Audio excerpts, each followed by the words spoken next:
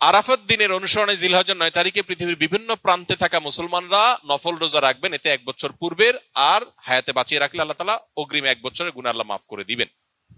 এজন্য আরাফাত দিনে নফল রোজা রাখবো ইনশাআল্লাহ। এই দোয়াটা কি এই রোজাটা কি জিলহজের 9 তারিখেই রাখবো, নাকি যে আপনার আরাফাত দিন হাজিদের অবস্থানকে হিসাব করে রাখবো, এটা নিয়ে দুই রকমের মত আজকাল শোনা যায়। তবে আরাফাত দিনে হাজিরা অবস্থান করছেন হুবহু ওইটার সাথে মিল রেখে গোটা বিশ্বে আসলে ওই দিনে একই সময় রোজা রাখা এটা সব ক্ষেত্রে সম্ভব না, ভৌগোলিকভাবে এটা সম্ভব না।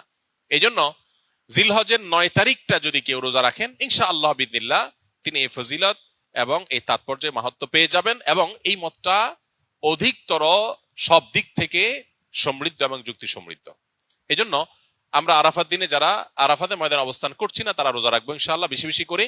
আর জিলহজের 1 থেকে 9 তারিখ পর্যন্ত সবগুলো দিনই রোজা রাখতে পারলে আরো ভালো। তাহলে সেক্ষেত্রে ইখতিলাফ এবং মত পার্থক্যের আপনি এমনি উঠে গেলেন। সবগুলো দিনই আসলে রোজা রাখার চেষ্টা করা দরকার যদি তৌফিকে হয়।